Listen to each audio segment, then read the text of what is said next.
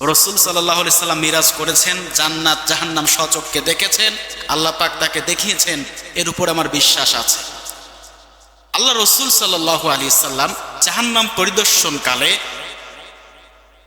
কয়েকজন মানুষকে দেখলেন, কিছু শাস্তি তিনি দেখলেন, যে শাস্তির বিবরণ জিবরাইল আলাইহিস সালাতু ওয়াস সালাম আল্লাহ রাসূলকে বলেছেন। তিনি দেখতে পেলেন যে বিশাল আকৃতির পেট, বড় বড় পেট, গম্বুজ আকারের পেট নিয়ে মানুষ বসে আছে, শাস্তি ভোগ করছে। আর ওই পেটের মধ্যে নাড়ি ভুঁড়ি এটা সেটা সাপ বিচ্ছু চলাচল করছে। আল্লাহ রাসূল বললেন, জিবরাইল এরা কারা, কি অপরাধ, কেনই বা এদের শাস্তি হচ্ছে আমি জানতে চাই।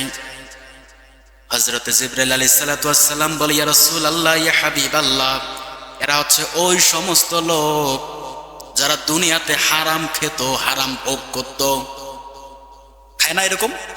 এতিমদের জমি ফাঁকি দিয়ে মেরে দিয়ে খায়, বাবা নাই মা নাই, সম্পদ আছে কিন্তু বুদ্ধি বুদ্ধি করে ফাঁকি দিয়ে মেরে দিয়ে খেয়ে নিল।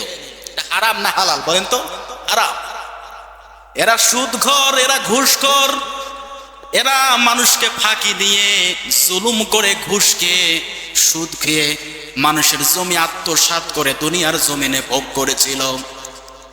লা ইয়াদখুলুল জান্নাতা জাসাদুন গুজিয়া বিল হারাম। আল্লাহ রাসূল বলেছেন, হারাম ভক্ষণকারী দেহ কখনো জান্নাতে প্রবেশ করবে না।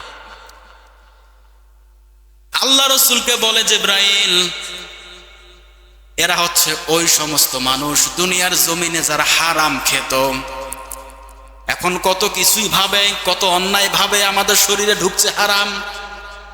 শুধু যে ঘুষ খাওয়া, সুদ খাওয়া হারাম এমনটা নয়, হারামের বিবরণ অনেক আছে। লা ইয়াদখুলুল জান্নাতা, দাখালা ইয়াদখুলু, দাখালা মানে প্রবেশ করেছে বা করবে, আর ইয়াদখুলু মানে কখনোই প্রবেশ করবে না, পূর্বেও করেনি, এখনো করবে না, ভবিষ্যতেও করবে না। কি? জাসাদুন গুজিয়া বিল হারাম, হারাম ভক্ষণকারী দেহ কখনোই কোনোদিনও জান্নাতে প্রবেশ করবে না। হাদিসটা কি বানিয়ে বললাম? সত্যি হাদিস, রাসূল বলেছেন যারা হারাম খাবে তারা কখনো জান্নাতে প্রবেশ করতে পারবে না। আমরা শুধু মনে করি ঘুষ খাওয়া, সুদ খাওয়া হালাল বা হারাম, হারাম মনে করি, কিন্তু এর ভিতরেও যে হারাম আছে এটা আমরা জানি না মনে হয়। যদি আপনি অন্যায়ভাবে মানুষের 1 ইঞ্চি জায়গা ফাঁকি দিয়ে মেরে খেয়ে থাকেন, এটা আপনার জন্য হারাম। এটা কি?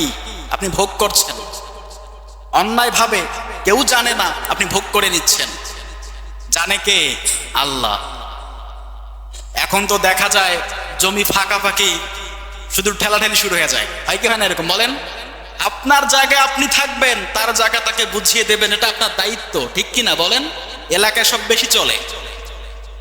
1 ইঞ্চি জায়গায়, 1 চুল পরিমাণ জায়গা কারো আত্মসাৎ করে ভোগ করে খাওয়ার চিন্তা ভাবনা আমাদের করা যাবে না, এটা হারাম। এই যে আপনি 1 ইঞ্চি জায়গা ভোগ করছেন স্ত্রী সন্তান নিয়ে, আপনার পরিবার নিয়ে, আল্লাহ রাসূলের হাদিসটা এখানে মেলান, লা ইয়াদখুলুল জান্নাতা, জান্নাতে প্রবেশ করতে পারবেন না।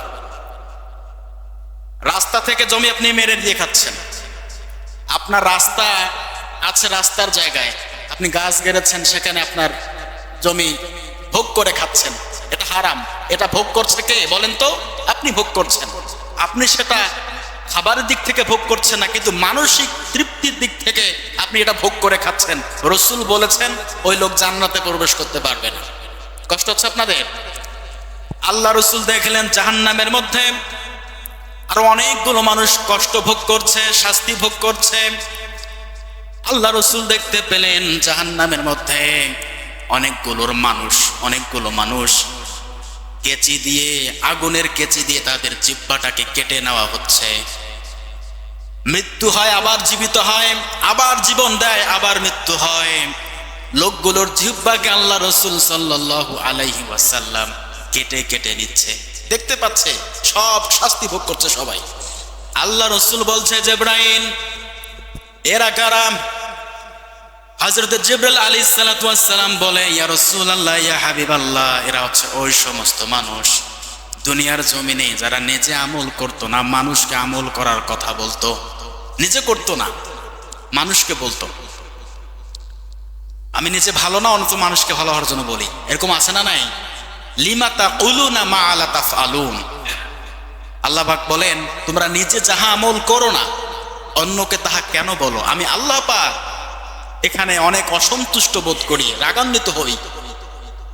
এরকম আছে না নাই? বাংলাদেশে এরকম অনেক হয়, আমাদের মধ্যে হয়। আল্লাহ পাক রব্বুল আলামিন যেটা আমল নিজে করব, সে আমলের কথা মানুষকে বলবো, এই তৌফিক আল্লাহ পাক আমাদের দান করুক, সকল বলে আমিন।